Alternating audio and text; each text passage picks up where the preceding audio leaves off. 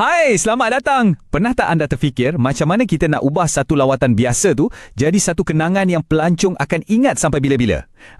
Dalam perkongsian kali ini, kita akan bongkar satu resipi mudah dengan 4 bahan rahsia untuk kita sama-sama cipta semula pengalaman pelancongan kat Malaysia. Biar setiap pelancong yang datang tu pulang dengan sesuatu yang lebih dari sekadar gambar cantik. Ini soalan yang paling penting kita kena tanya diri sendiri.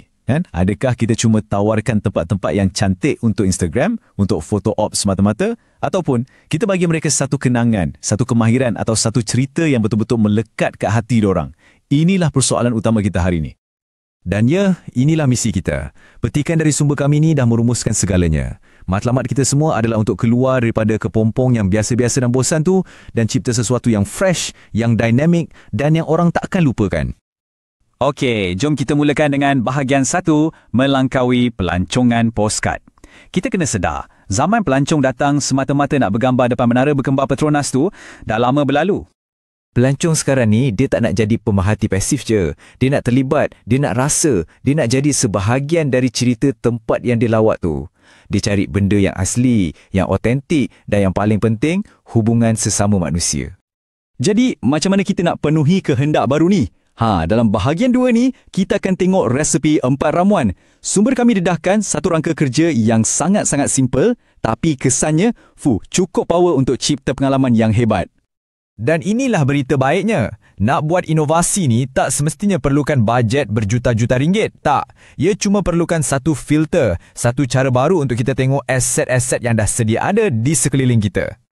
Nah, inilah resipinya. 4 bahan mudah inilah rahsia di sebalik setiap idea hebat yang kita akan bincangkan lepas ni. Penyertaan, cerita, cenderamata dan manfaat komuniti. Anggap je ini macam checklist anda untuk mencipta sesuatu yang magic. Okey, sekarang jom kita tengok macam mana resipi ini berfungsi. Kita masuk bahagian 3, mencipta bukan sekadar mengguna. Kita akan mulakan dengan bahan pertama, penyertaan. Macam mana kita nak ubah pelancong dari sekadar pengguna kepada pencipta bersama. Cuba tengok perbezaan ni. Belah kiri itu cara lama. Pelancong datang, tengok dan beli. Itu je. Tapi belah kanan, cara baru. Mereka dibawa ke sumber tanah liat. Mereka bentuk labu sayung tu sendiri dengan seorang pakar, siap boleh ukir nama lagi. Pengalaman tu jauh lebih bernilai dari labu sayung itu sendiri. Okey, jom kita cuba idea lain. Daripada kita jual kain batik yang dah siap, apa kata kita tawarkan satu pengalaman di mana pelancong tu sendiri boleh jadi pereka fashion untuk beberapa jam. Bayangkan.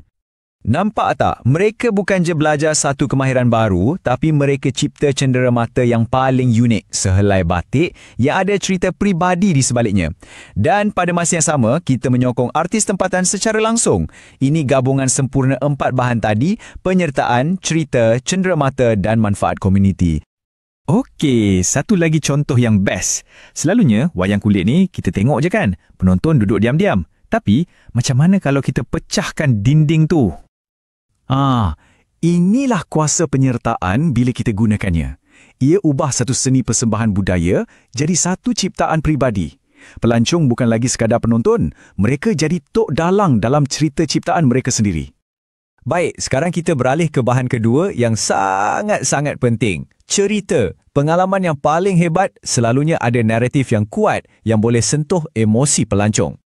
Kelas memasak, ramai yang tawarkan kan? Tapi macam mana nak jadikan kelas kita luar biasa? Senang je, masukkan cerita. Ia bukan lagi pasal resepi semata-mata. Ia tentang warisan di sebalik setiap hidangan tu. Nampak? Makanan tu jadi medium untuk perhubungan dan sejarah. Setiap bahan, setiap langkah memasak ada makna yang lebih dalam. Itulah yang pelancong akan ingat. Dan ia beri peluang pada komuniti kita untuk kongsi warisan mereka secara peribadi. Bukan macam dalam buku teks. Dengar je ayat ni, kita terus dapat rasa satu perasaan kebebasan, gaya, pengembaraan. Ia bukan lagi pasal destinasi tapi tentang perjalanan itu sendiri. Pengalaman ni sebenarnya menjual sebuah filem, sebuah cerita sinematik. Pelancong jadi bintang utama dalam filem pengembaraan Pulau mereka sendiri. Sangat bergaya, sangat Instagrammable dan ia jual satu perasaan yang tak boleh dibeli. Yang ini pula, ia bukan sekadar aktiviti kayuh basikal. Ia adalah sebuah cerita tentang ketenangan, tentang hubungan dengan alam dan menghargai perkara-perkara yang ringkas. Setiap elemen dalam pengalaman ini direka untuk membina satu naratif yang menenangkan jiwa. Okey, kita dah tengok beberapa contoh yang memang hebat. Sekarang, kita masuk bahagian 5. Giliran anda untuk berinovasi.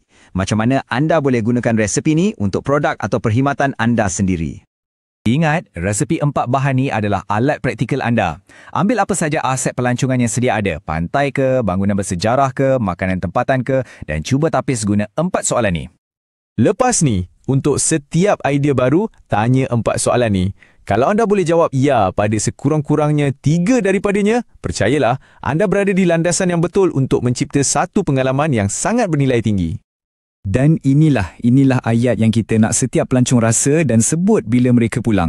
Perasaan yang mereka bukan cuma datang sebagai tetamu, tapi mereka pulang sebagai sebahagian dari cerita kita, sebagai seorang pencipta.